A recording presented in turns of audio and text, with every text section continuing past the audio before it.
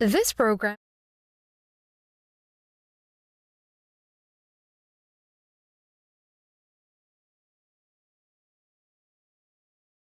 now open for business.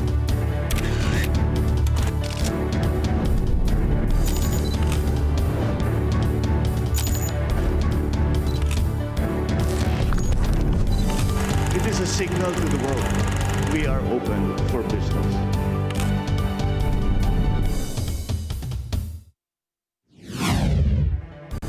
We are now open for business. This is 𝗍𝗶𝗴𝗏𝗧𝗏 bringing you yet another episode to guide you in discovering your passion and growing your business as we learn from experts in the field. Sama-sama tayong matuto sa isa na namang makabuluhang usapan tungo sa pagpapaunlad ng inyong negosyo. Ang Open for Business ay mapapanood nyo rin sa Facebook at YouTube. Siguraduhin mag-like at mag-subscribe sa aming social media page at Net25TV. Alamin natin, suriin mula sa mga negosyante, thought leaders at mga personalidad sa iba't ibang larangan ang mga strategies, trends at mahalagang karanasan sa pagninegosyo dahil tayo ay Open for Business. Lito Villanueva, the man steering the Philippines Fintech push, joins us to explain the bold 80/80 plan, the fraud-busting bureau, and how banks and startups are rewriting how Filipinos pay, save, and borrow. Real numbers, real risks, real hopes as the country leaps into Fintech. Don't miss it.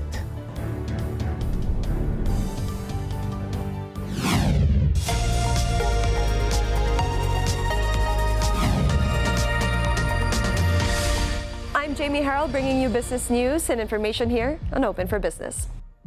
Dollar reserves up by 0.46% end August. The Bangko Sentral ng Pilipinas preliminary data showed that the country's gross international reserves marginally went up in August by 0.46% to $105.9 billion. This was on the heels of the bank's gold holdings hitting record high and income from the BSP's investments, said in its statement. Year on year, the GIR posted lower values by 1.8% from $107.857 billion in August 2024. Training Center for Energy Workers set up in Batangas. The Department of Energy, together with 𝗗𝗶𝗴𝗏𝗶𝗏 and Japanese energy firm 𝗗𝗏 Incorporated, inaugurated the Global Technical Center of Excellence to reskill and right-skill energy professionals. The program to train energy workers started in 2023 through the Talent Exchange Initiative between 𝗗𝗶𝗴𝗏𝗏 and 𝗗𝗏. At least 24 students will take part in the training on September 15, with a further 32 students joining in November. DTII's 2 trillion pesos contribution from the creatives industry. The creative industry is seen to increase its contribution to the economy to 2 trillion pesos at the end of the year. This is according to the Department of Trade and Industry Secretary Cristina Roque. Roque said that the DTI is pushing hard to support the sector to achieve its goal of positioning the country to become a creative hub by 2030. Data from the Philippine Statistics Authority, also known as the PSA, showed that the creative sector posted a growth of 1.94 trillion pesos in 2024. That's up by 9% from 2023. And that's the business roundup for this week. I'm 𝗗𝗶𝗴𝗏𝗏𝗧𝗏 for Open for Business.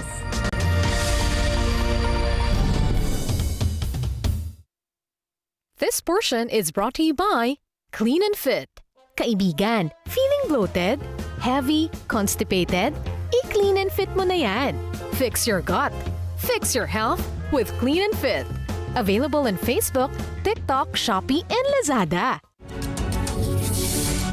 When a story starts with faith, it can only grow further and stronger. As time passes by, we learn about your story. In an institution of exceptional healthcare, with genuine Christian compassion, we care about you. With a safe, secured, and sanitized environment, accompanied by a team of trusted healthcare professionals, we're built this way to serve you better. By providing affordable health services to general population, we want what's best for you. Because at New Era General Hospital, everyone matters. Sa dami ng usap-usapan, alin ba ang dapat paniwalaan? Magandang umaga, Pilipinas! Luzon, Visayas at Mindanao. Siyempre po, worldwide. Balitang may basehan, komentaryong may laman. Kasama sina 𝗷𝗶𝗴𝗏𝗏 at Nelson Lubao. Tuloy ng paglilingkod bayan. Balita, komentaryo, totoo. 100%. Lunes hanggang Biyernes, alas 5 ng umaga, dito lang sa Net25. Let's get together. Sunday 25. Sunday 25.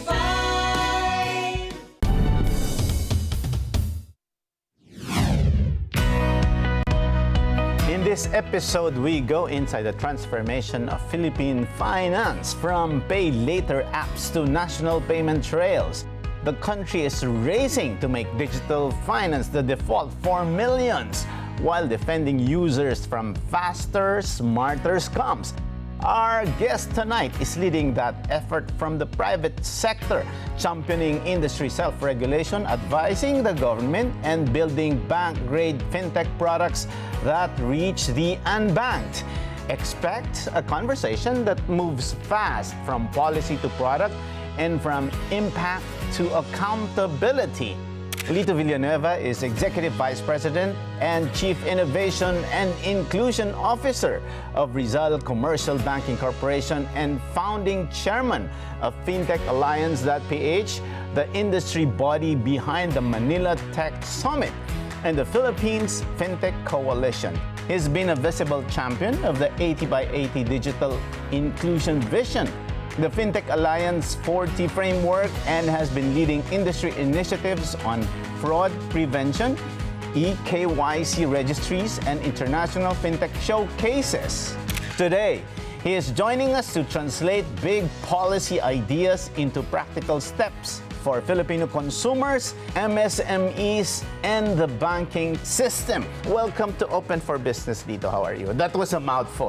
Thank you so much for having me, Cesar. And of course, you have many awards. And of course, the latest news was with the President during the Tech Summit. How was the Tech Summit so far? Yes, in fact, Cesar, again, thank you so much for having me. Greetings to all your avid viewers and followers. And I think one of the things that I would want to really highlight, the Manila Tech Summit is really a showcase of how Philippines is insofar as championing inclusive digital finance. And we are grateful to President Ferdinand R. Marcos Jr. for having delivered the opening keynote during that event. In fact, when I met the President, that was my first time to even meet the President in person. Okay. Remember that government suspended government work in the classes, right? Because of supposedly typhoon, di ba? The first words that the President mentioned upon seeing me, upon shaking my hand was, you know, Lito, I had to cancel all my engagements for the day except this one. And so I think that gives that particular event so much weight insofar as the relevance or importance of digitalization in the agenda of the current administration. So I think given that, in fact, we were only expecting about 500 attendees, 1,300 C-level executives showed up. So we even had to commandeer another ballroom, which was the 𝗏𝗏𝗏𝗏 Hall of Shangri-La Fort, to accommodate the spillover. It's no joke for us to be able to have the President himself in person during an event. So I think that really gave us so much impact insofar as having to really relay the message to the Filipino people. And I like your opening statement about having to further digest all of these initiatives that we have been telling the public and sharing with the administration. This is how we envision having to have a public-private partnership in having to really not just concretize the policies as well as on how we could really implement it and how we could transform all of these innovations into inclusion and how we could convert these policies into action. Wow, exciting, Lito. And with that event and with that video, you were again at the radar of Open for Business. Before we go into the more complicated questions, because we want you to laymanize it, because a lot of people are also talking about it. Maybe let's start with the basics. Pag sinabi bang Fintech, ano ba yung Fintech? A lot of people don't even realize that if they are using their e-wallets, that in itself is Fintech. But in a nutshell, paano ba mas maiintindihan ng small businesses at mga karaniwang mamamayan what Fintech is all about? What does it encompass? Actually, Cesar, maganda yung tanong mo, no? Especially sa ating mga viewers ngayon, no? Dahil alam natin na yung especially with the government's push for digitalization or yung digital payments, no? We are the partner of BSP, no? Insofar as having to ensure that all the players in the industry would have that unified stance in having to support the government. Ito yung programa nila ng Digital Payments Transformation Roadmap. So yung tanong mo, paano nakakaiba yung Fintech na yan? Ano bang benepisyo sa publiko or sa mga MSMEs natin? In fact, kung maalala nyo, ang digital payments po ay nandiyan na yan at matagal na. No? Year 2000 pa yan. Yes. Meron na tayong smart money, may GCash na, etc. Ang adoption that time, napaka-konti lang. No? Pero nag-boom talaga siya noong nagkaroon na ng interoperability sa payments na kung saan pinangunahan ng BSP itong tinatawag na nating National Retail Payment System o NRPS. Ito na yung pumasok yung InstaPay at PesoNet. No? So kumbaga, kahit saan mang bangko or e-wallet meron ka, pwede ka nang mag-transfer kung saan mang bangko or whatever e-wallet. So, lalo pang nabigyan ng diin o ng importansya ang mga InstaPay at PesoNet trails na to noong pumasok ang COVID, nung kasagsagan ng COVID.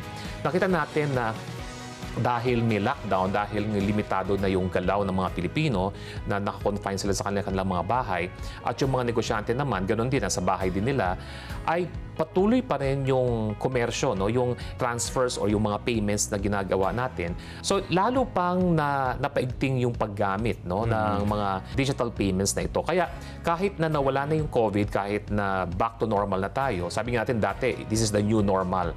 And now we're back to our real normal, but on steroids, no? Akala natin na after COVID, yung paggamit ng digital payments ay lalamya or hindi na magagamit uli or kukonti yung gumagamit. Lalo pang nakita natin na dumoble, ang triple pa nga, ang paggamit. No? So, yung convenience, yung security, at yung reliability ng digital payments ay nandoon. Kaya nandito ang Fintech Alliance, ang ating mga kasama sa industriya, ay para naman maprotektahan din ang interest ng ating mga consumers. Ito yung sabi nating consumer protection against yung mga cybercrime, mga fraud, na panluloko ng mga cyber criminals.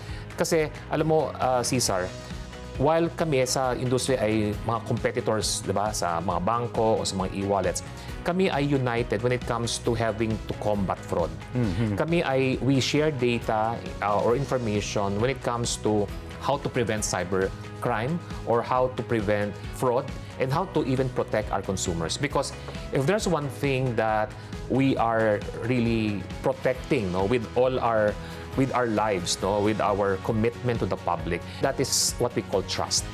Because alam mo, pag nawala yung tiwala ng publiko sa ating digital payments o digital platforms, wala nang gagamit. No?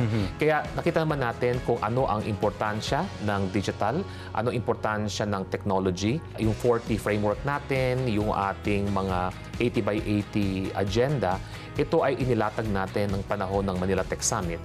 At narinig din ng Presidente, ng ating Pangulo, ang commitment ng private sector, zero tolerance policy on the misuse of digital payment platforms, especially by illegal businesses, plus the online gambling operators, no, na mga illegal na negosyo na hindi naman talaga dapat nandoon. That's why, sabi nga natin, ang digital payments ay kaakibat ng progreso ng bansa at kaakibat ng ating gobyerno at ng ating private sector para matulungan pa natin ang ating mga namumuhunan sa ating bansa. Yung fintech, hindi lang ito na lilimitahan o masyadong limitado sa pag-uusapan nating payments. No? Alam, meron akong acronym dyan eh. Ang tawag ko dyan, ang usapang financial inclusion o usapang fintech. Ang acronym po dyan, PHISL. Alam mo yung PHISL? Okay, PHISL, di ba? yes. Alam mo yung ating mga manonood, yung mga lumamalengke sa mga palengke, di ba? Yung pagkuha ng magandang quality ng paninda, yung pisil-pisilin mo, di ba? Kung ito ba ay hinog na, hilaw ba to, ito ba ay bilasana, etc. Dito naman sa fintech, ang tawag ko dyan, PHISL. It involves payments, investments, savings, insurance, at loans or lending. So ito yung komposisyon ng lahat ng mga serbisyo ng fintech or ng digital. Kumbaga, hindi lang ito na nalilimitahan nga sa payments lang. Kasi pinag-usapan natin puro e-wallets o mga banks, di ba? But in fact, pag pinag-usapan natin yung ano ba yung successful state, how can we say that our initiative or our objectives or our goal of having to have inclusive digital finance or having to bank the unbanked and underserved would be treated or would be ranked as successful or would be classified as successful. Alam mo, hindi lang to payments. Sabi nga natin, dapat ang isang Pilipino, meron siyang gamit na, ito nga, digital payments, meron siyang insurance, may investment siya, may savings siya, at meron siyang, syempre, kailangan niya ng credit access, di ba? That's why, karamihan sa ating mga Pilipino na nabibiktima pa rin ng mga loan sharks, di ba? Yung mga 5-6, di ba? Yung mga dyan 5-7 sa sobrang taas ng interest, di ba? So, ayun, di ko ba narinig yun? So, may 5-7 pala. May 5-7 sa sobrang taas ng interest, di ba? So, kaya nga, in fact, yan din yung isang mga pinag-uusapan ngayon sa Senado, yung about digital loans, di ba? Na, in fact, sa Fintech Alliance, meron kaming mga hindi inaprobahang application for membership at meron din kaming mga in-expel or sinuspend ng mga existing members na online lending companies na may mga unethical collection practices or matatawag mong masyadong nagsasamantala sa ating mga negosyante o sa mga MSMEs na nagpapatong na napakalalaking interest, di ba? At yung sabi natin, yung unethical collection practices na tatawagan yung kamag-anak mo, mga kaibigan mo na, itong si ganito, hindi nagbabayad, etc. So, may coercion or merong pananakot na actually ay illegal at hindi inaalaw ng ating batas. So that's why kami sa Fintech Alliance, kami ay katulong ng BSP at ng SEC upang masiwata at lalo pa nating mapaigting yung kampanya laban sa mga mapanamantalang mga fintech players na yan. No? So sabi nga natin, gusto natin na walang elemento o mga bad elements o bulok na kamatis na maisama doon sa bunch of good players. That's why sabi natin doon sa Manila Tech Summit, yung 4T framework na Tech for Good, Tech for All, Tech for Growth, those are the 4 T's that we have, no? Na yung framework namin to make sure na lahat ng players in the industry. Alam mo, ang Fintech Alliance po ay na-establish noong 2017 mula sa 5 corporate members noong 2017.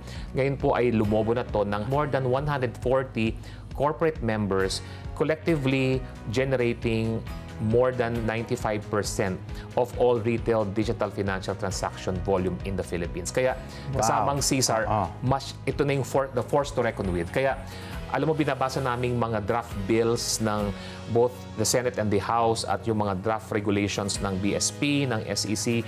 They would normally send us copies of those drafts. Binabasa namin yon for our appreciation, and of course, we also have to provide our inputs, our suggestions, our comments, and we are normally being invited also sa mga public hearings, no? Kaya, kumbaga, well-represented yung industry insofar as having to craft these pieces of legislation and, of course, enabling regulations that would further encourage players to further innovate for inclusion. May data kaming nakita, 44% of adults remain unbanked. So, galing to sa BSP. Dahil daw sa fintech, nabibridge nito yung banking, payments, and investments basta may smartphone ka na. At dahil siyempre, ang MSMEs, 99% nito ay bumubuo sa businesses in the country. So, tama ba yung data namin o parang yung 44% na yon talagang lumiliit pa ba? Go ahead. Well, in fact, yung nagkaroon ng Digital Payments Transformation Roadmap na goal ang BSP, no? Ito, they had twin goals, no? They had 2 goals. One is to convert at least 50% of retail financial transactions to digital and on board at least 50% of adult Filipinos to the formal financial system by end of 2023. So the good news is that only one of those 2 goals has been achieved, no? And that is having to convert at least 50% of retail financial transactions to digital. In fact, ngayon, nasa 52.8% na tayo ng retail financial transactions na digital format na. But work in progress pa rin yung having to onboard 50% of adult Filipinos. Kaya doon ko sinabi during the Manila Tech Summit yung 80/80 agenda, kung saan 80% of retail financial transactions will now be in the form of digital, and 80% of adult Filipinos to have transactional accounts by 2028. So 80/80 by 2028. So ito ngayon ay yung commitment ng buong industriya na kasama ang gobyerno upang lalo pang mapaigting yung paggamit, no, ng digital platforms. Kasi alam natin na sa Pilipinas, we are archipelago, we have geographically isolated in disadvantaged areas, yung mga, especially yung mga remotest island barangays, etc., na wala naman talagang mga branch ng bangko or mga payment service providers, pero may hawak silang smartphones. Alam naman natin, di ba, kasama ang 𝗍𝗟 na ang Pilipinas ay number 1. Dati, number 1 tayo sa SMS, di ba? We generate 1 billion Yes. SMS a day. Ngayon, tatandaan ko pa yan dito. di ba? Oo. Panahon ko yan. Nakwento lang sa akin. So, ngayon, number 1 pa rin ng Pilipinas, ang mga Pilipino, when it comes to social media, no? Tayo yung pinakamaraming social media post at pinaka-engaged sa internet.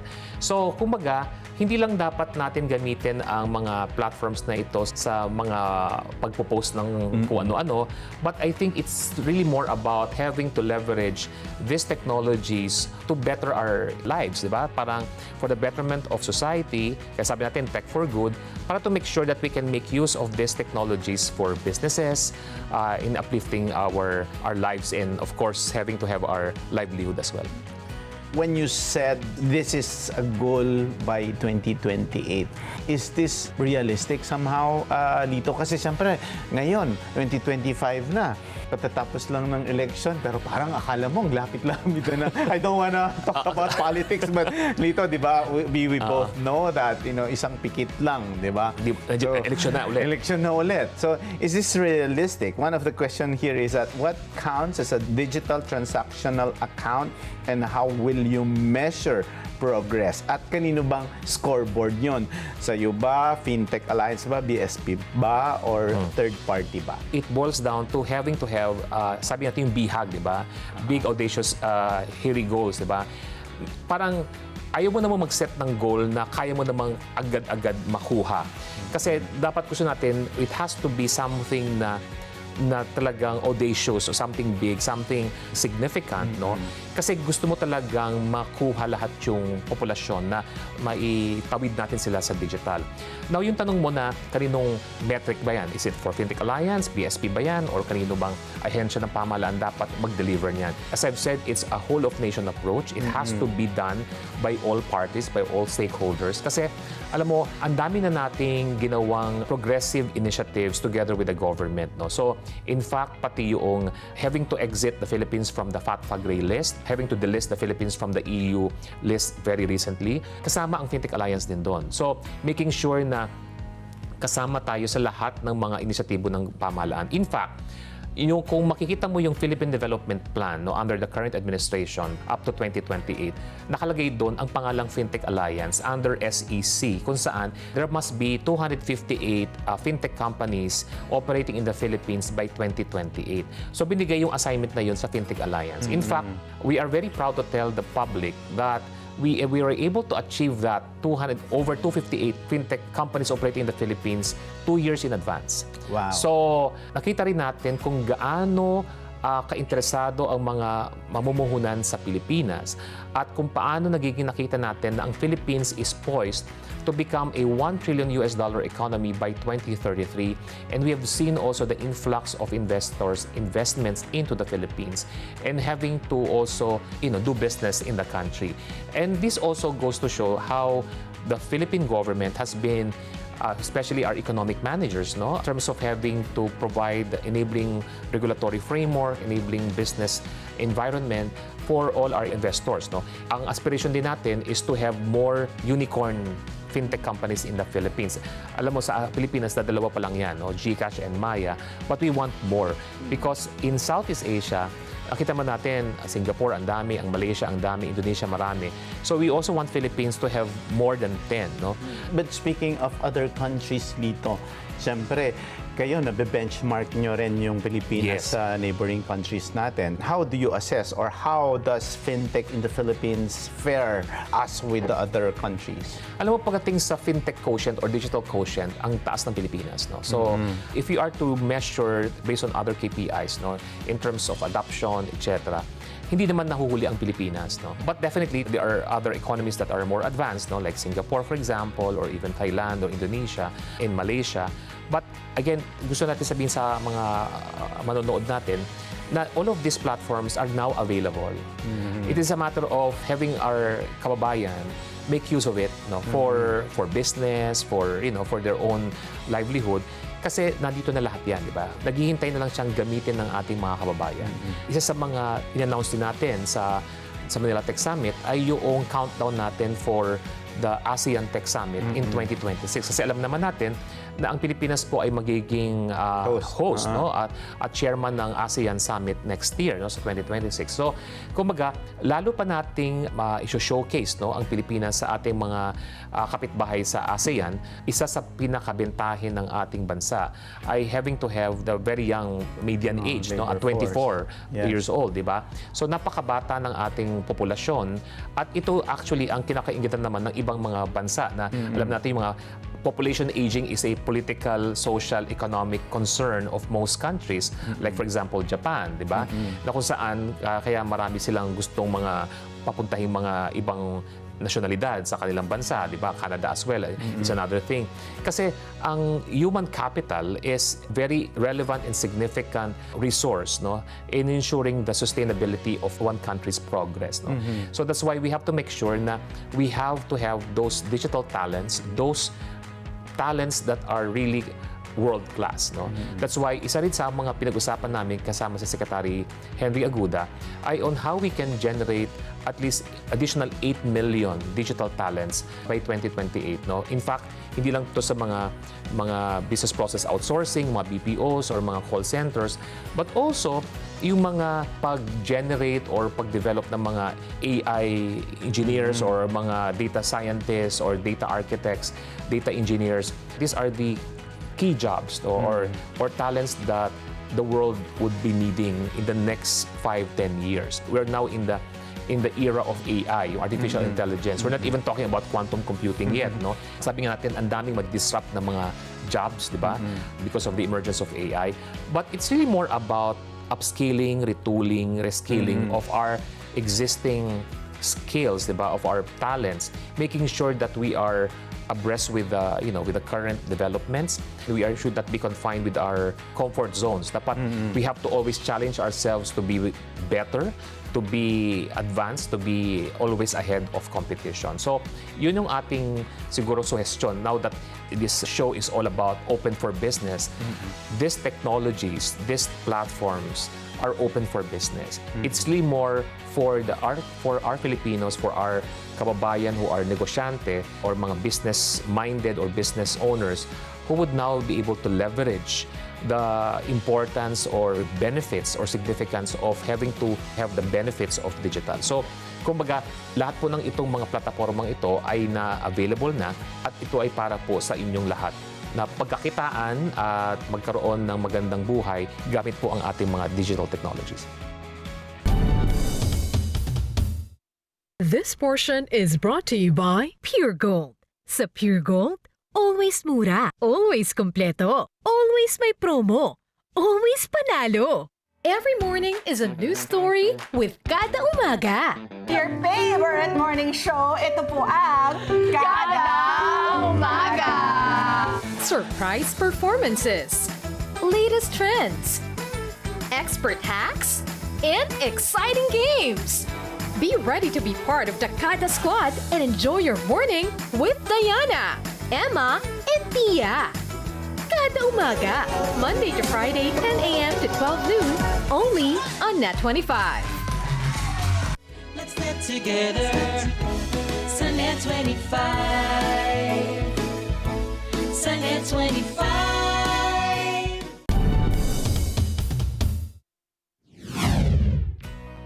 Lito, I'll go back to what you also presented. It's a 4T framework: tech for good, tech for growth, tech for all, tech for trust.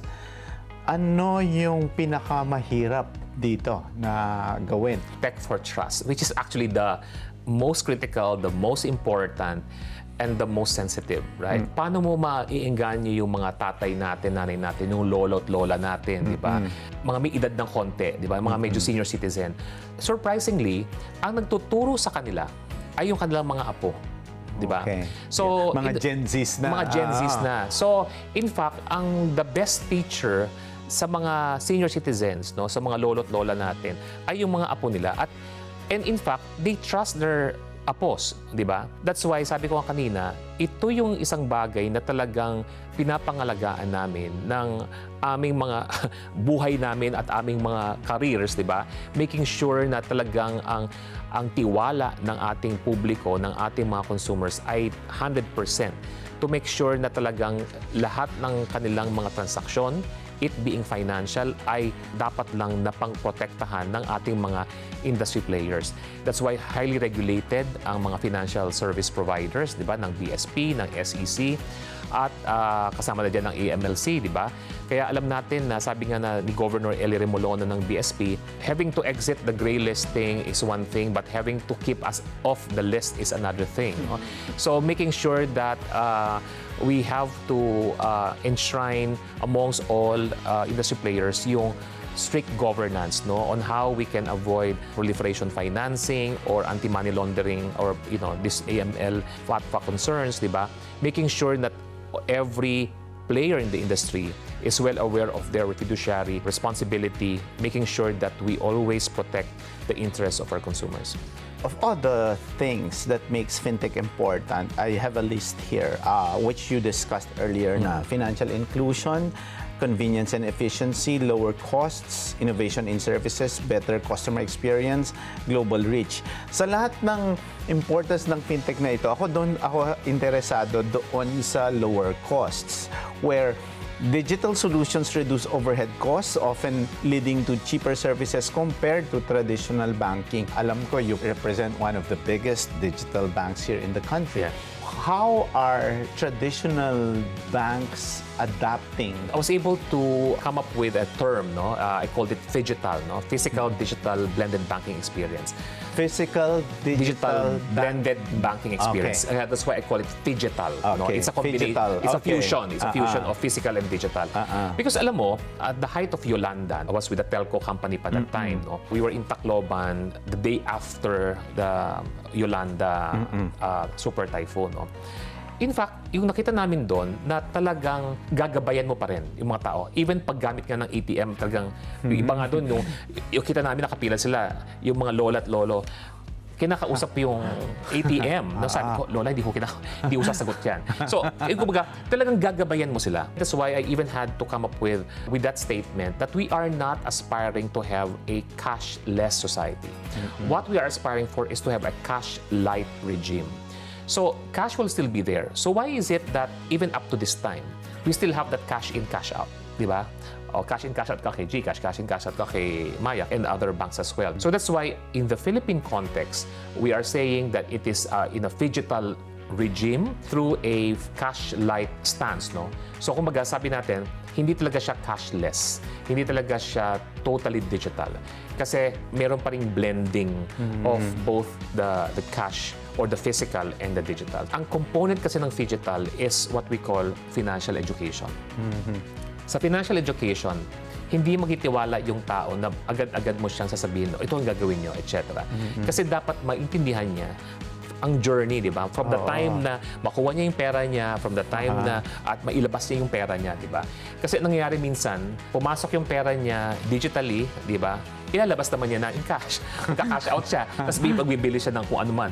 So parang hindi nasasanay sila doon sa pumasok digitally yung pera, nasa wallet niya o nasa bank account niya.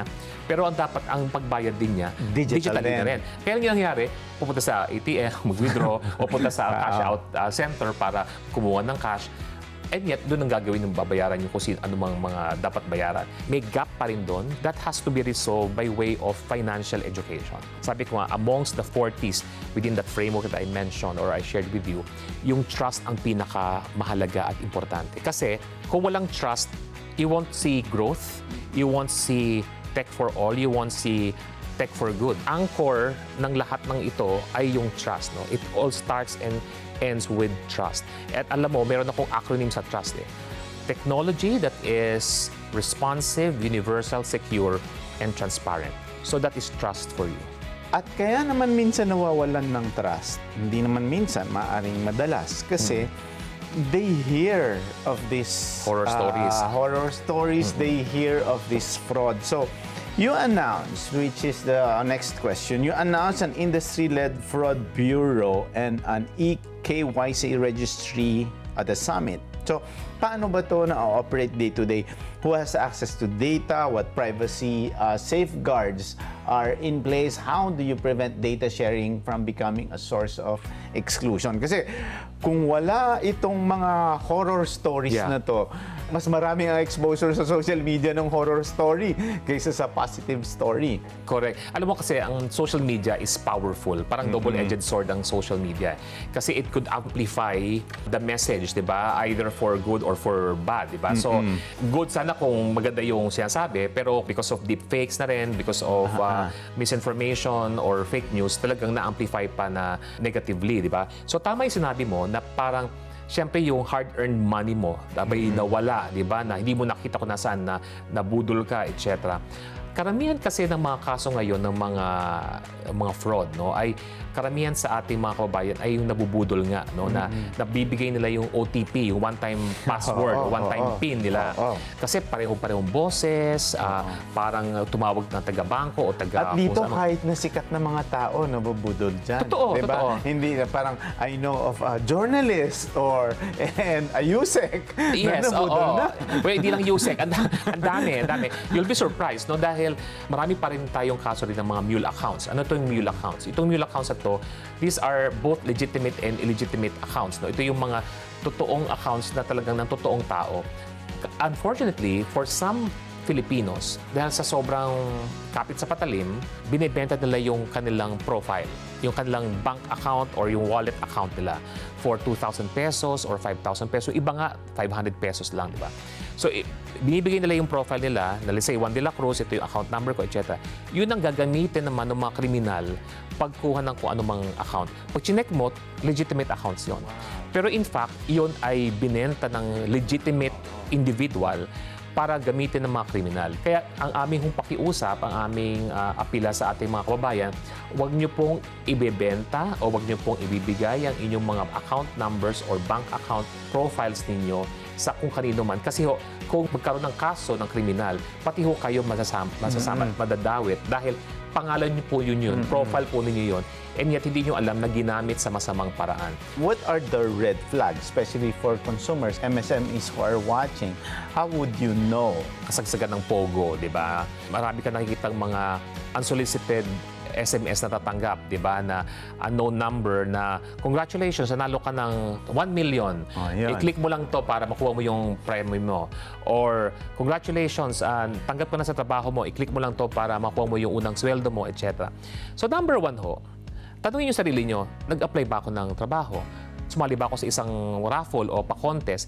Ang tanong nyo sarili nyo, pag meron kayong nakitang mga ganong mga messages sa inyong telepono at pinapaklik yung link na yon na too good to be true, pag ito ay yung mga balitang, alam nyo namang parang, kasi minsan yun doon nabubudol ang Pilipino, na parang yung get rich quick na, naku, ito na ata yung ano ko, na hindi po yun ganon. So, unang-hunin yung isipin parate na ito ay too good to be true, hindi ito totoo, at i-block nyo po yung numero na yon at huwag nyo i-click. Ang rule natin ay anything na may nakita kayong clickable link sa inyong telepono, sa social media nyo man, or sa SMS nyo, or sa text message nyo, huwag nyo pong i-click yan. May it be in Viber, WhatsApp, Telegram, or Facebook, or Messenger, or SMS, na clickable link, huwag nyo pong i-click ang link. So always think before you click. Okay, wow. Even for professionals, that happens. Okay, let's talk about inclusion, MSMEs, and outcomes. Lagi nating nababanggit ang digital inclusion. Beyond account opening, what does inclusion mean to you in 2026? Kasi, diba, when we talk of inclusion, it could be credit access, working capital products, digital bookkeeping. How will we see evidence of economic uplift through fintech? Okay, magandang tanong yan, no, kasamang 𝗓𝗏, kasi sabi nga natin, hindi lang ito tungkol sa access to payments, di ba, or having to have a bank account digitally.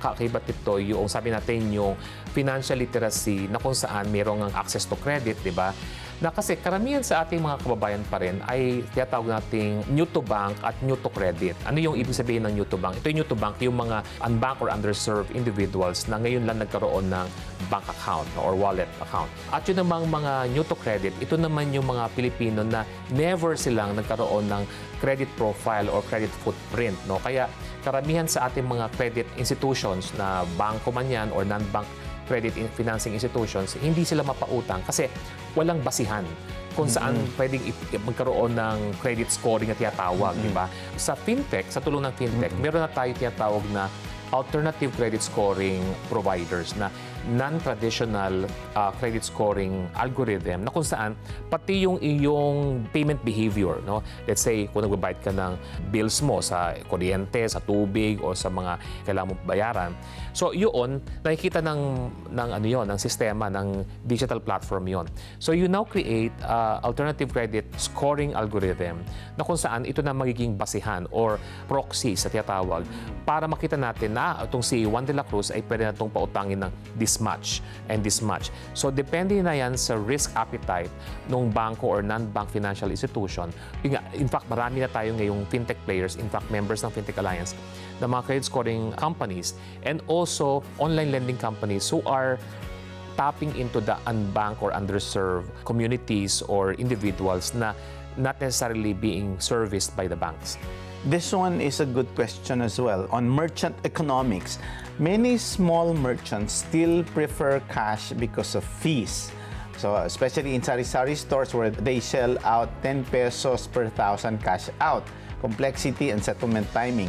What commercial interventions like pricing, instant settlement, microloans tied to transaction flows should fintechs and banks prioritize? Kasi meron pa rin talagang somehow they still prefer cash because there's top-up or fees involved. Alam mo, yun ang magandang tanong din yan, no? Kasi maganda yung itong show mo na Open for Business kasi para maliwanagan din yung ating mga kabayang nagnenegosyo na akala nila cash is cheap. In fact, cash is so expensive. Alam mo, ang pag-store ng cash, ang pagtatransport ng cash, ang pag-secure ng cash, at pag-safe keep ng cash ay very expensive. May cost din yan. May cost yan, di ba? The mere fact na sa bahay ka, di ba, may negosyo ka, may sari-sari store ka, hindi mo alam kung saan lalagay yung cash mo, sa ilalim ba ng unan mo, sa loob ba ng lata ng biskwit, di ba? Alam mo sa sarili mo na hindi safe yung cash mo sa bahay mo, di ba? Kung wala sa bangko yan, etc. Hindi naman may pupunta ka sa bangko, for example, na para mag-deposito or mag-withdraw, etc. So that's why pati yung handling at yung transport of the cash is also expensive. Kaya nga pati yung mga armored vehicles, di ba? Nakita mo na, hindi naman yan diadala yung cash mo sa isang bag lang at mag-jeep ka o mag-taxi ka o magkokotse ka. Lahat yan ay talagang, sabi nga natin, cash is expensive. So yun nakita nating digital channel na pagbayad, di ba? Bayad sa merchants, etc. Yung mga bayad doon o mga fees, di ba, is very affordable and very reasonable because making sure that your money is secured. Kumbaga, safe yun. Parang to make sure na lahat ng magbabayad sa'yo or mga customers mo magbabayad either using 𝗗𝗏𝗏𝗏 or either using cards or either using bank transfers. Ang dami mong options on how you would be able to be paid, no? On how you would be able to receive those payments. And that is through those digital formats or digital platforms. Now, sure ka naman na pagdating mo sa cellphone mo, check mo na ngayon yung in real time, lahat ng payments sa'yo, na nakalatag lahat doon. And one thing with digital is, it is transparent, di ba? So, kumbaga, what you see is what you get. Kumbaga, hindi yan tipo bang wala ka ng problemahing, naku, baka may kumupit ng pera sa akin or may kulang sa pagbibilang. At syempre, di ba, yung hirap magbilang ng coins, di ba, etc. So ito, lahat ng ito ay up to the last centavo accounted for. Kasi nga, there is so much transparency, there's so much accountability and audit trail ang binibigay sa atin na benepisyo ng pagiging digital. In terms of how we position fintech in the international market, Fintech Alliance is now showcasing the Philippines at Singapore Fintech Festival and building a Philippine pavilion. What's the pitch to foreign fintech investors and partners? Is the Philippines a hub for consumer payments, remittances, regtech, or something else? Or yan na rin ba yung sinasabi mo na kailangan may higitan natin yung dalawang unicorn? We get more, invest more, and investors to come in. We call it the Bagong Pilipinas, the Philippines Country Pavilion at the Singapore Fintech Festival. In fact po, ang SFF or ang Singapore Fintech Festival is the world's biggest tech event, no? Attended by over 65,000 participants from over 135 countries worldwide. And in fact, the Philippine Pavilion is the second largest pavilion after Singapore, who is actually the host country. This is actually our third year in mounting the Bagong Pilipinas Philippines Country Pavilion by the Fintech Alliance. Last year, we had the President virtually to open the Country Pavilion. And of course, in person, we had Her Majesty Queen Maxima of the Netherlands, who happens to be the United Nations Special Advocate for Financial Health at the Country Pavilion. So this year, we will have it on the 10th anniversary of the Singapore Fintech Festival, Singapore Expo on November 12 to 14. We hope that the President would be physically present to open that Country Pavilion together with our government partners as well as other private sector collaborators in that 3-day festival to again showcase the Philippines as the best digital hub in the region. And that is also very timely given the fact that the Philippines, again, as I've said, will host the ASEAN Summit next year. So this is a prelude in November towards that major regional event happening next year with Philippines as the chair of the ASEAN Summit. Sa lahat po ng mga gusto pang magtanong tungkol sa Fintech or sa Fintech Alliance, pwede po kayong mag-email sa aming secretariat at fintechalliance.ph. Meron din po kaming Facebook, ang Fintech Alliance.ph at LinkedIn. Asahan po namin ang inyong mga tanong, suggestion at mga iba pa pong mga concerns tungkol po sa Fintech or digital. On your way to success? Start with the best. New Era University, where we guide every individual to their natural state of excellence. Enroll now, because New Era University awaits the future we can build together.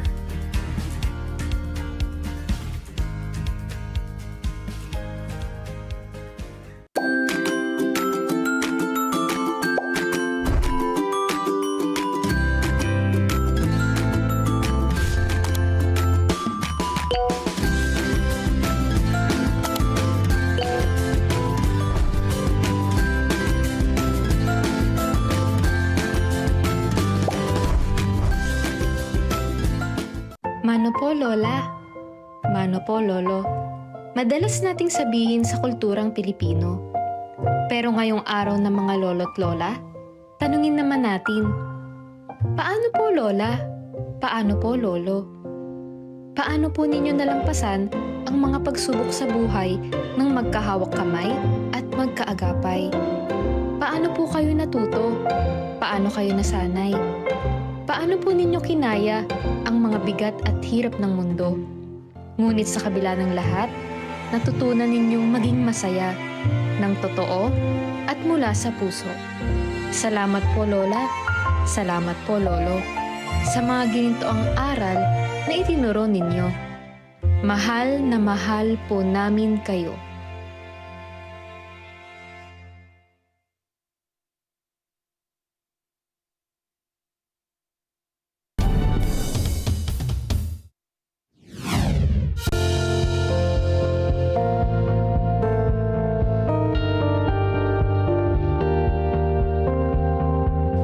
I'm Marco Ramos, and we're taking a look at the Royal Care venue in Quezon City, which transformed into a festive showcase of flavors, creativity, and local pride with Royal Fusion 2025.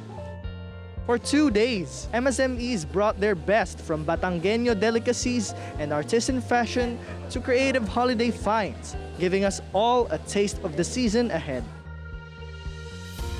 Well, kaya namin nilaunch tong event na to dahil sa mga clients din namin na naghahanap ng mga suppliers para sa kanilang mga events. Since itong The Royal Care Venue is an events place, so parang all-in-one, parang hindi na sila maghahanap.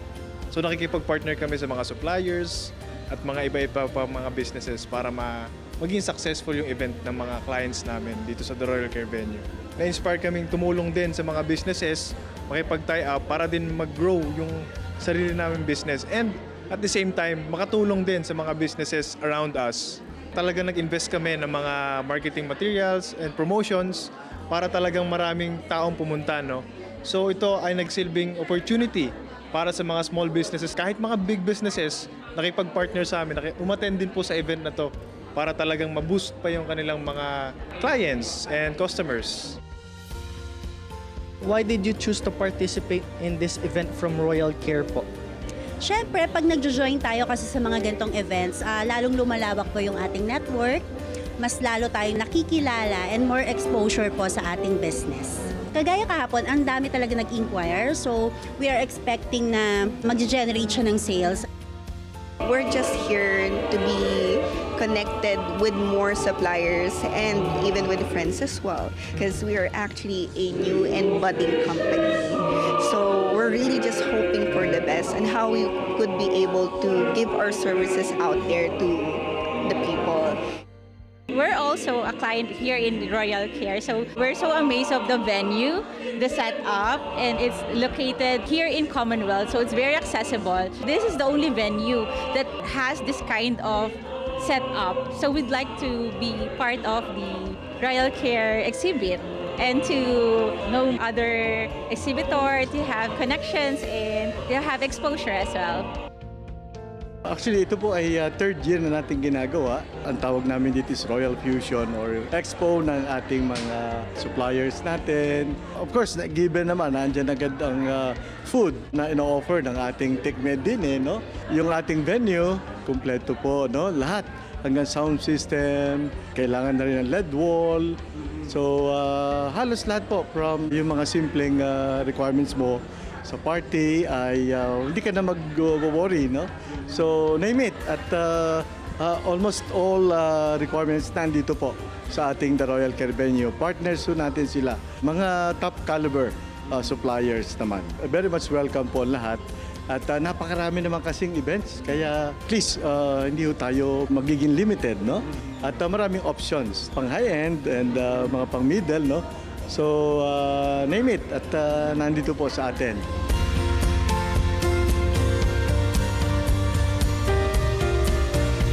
Royal Fusion 2025 truly lived up to its promise of flavor and community. Beyond the festive booths and unique offerings, this event showed us how Filipino MSMEs are brimming with talent, passion, and creativity. From the Royal Care venue, this has been Marco Ramos for Open for Business. The much-anticipated Cine Europa 28 Film Festival opened at the red carpet cinema of Shangri-La Plaza in Mandaluyong. Organized by the delegation of the European Union to the Philippines in partnership with EU member state embassies, the 28th year edition kicked off with a Polish animated masterpiece, The Peasants, setting the stage for a rich lineup of films that highlight stories of resilience, diversity, and hope. Oh, today is a great event. As you heard, this is already the 28th edition of the Cine Europa. It's the longest project being held in the Philippines by our Europe team. And I'm also very proud to be a part of it, yes. We also, as Poland, we are newcomer because we are here from 2020 and we participate in the Cine Europa every year. And actually taking this opportunity to show our culture to the Philippines. Poland is very active in participating in such event like this. It really connects the relation between Poland and the Philippines. And not only Poland, but very good relation also from Europe, the entire EU member states. Very good turnout. The biggest difference is that this year you can see it not only in Makati, but also in the other cities of the Philippines, Cebu and then the others. Cine Europa is a festival that shows the diversity of cultures in Europe. It's a perfect opportunity for France also to show the specificities of French culture for the better understanding of the Filipino audience. We Filipinos are moviegoers. We're fans of cinema. And so I think it's the most effective means of showcasing the various values of European culture. And this is also a way to contribute not only to diplomacy but also to cultural exchanges. It's about trying to bring Europe closer to the Philippines, including via the movies, and it is about bringing Filipino closer to Europe, including encouraging them in learning even more about how we in Europe are, about our traditions, about also the elements of commonality between the EU and the Philippines. The launch of Cine Europa 28 once again proved how cinema serves as a powerful bridge between cultures. Cinephiles witnessed not only artistry, but also the EU's continuing commitment to cultural diplomacy and dialogue through film. As Cine Europa continues its run in Metro Manila and Cebu, audiences get the chance to engage with European stories that resonate with Filipino viewers.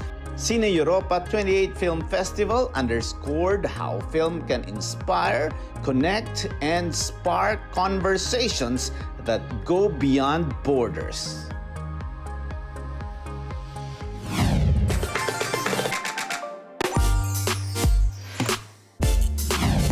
And our buzzword of the week is Banking as a Service, or BaaS. BaaS allows non-banks, fintech companies, or non-financial firms to offer core financial services to their customers by integrating with banks via application programming interfaces, or APIs.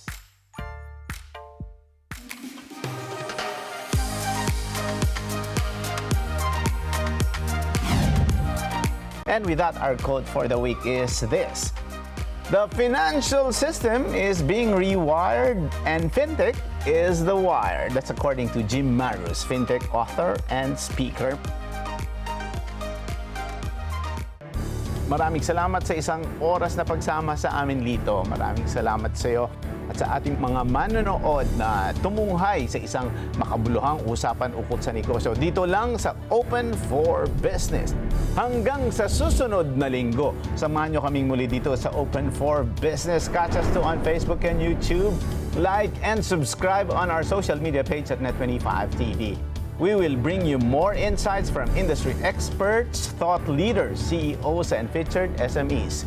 Together, let us help encourage business development in the Philippines. Sharpen your business acumen, feel the pulse, and set the trend for as long as you're informed and open for business. Ito po si 𝗕𝗏 𝗏𝗏. Marami pong salamat.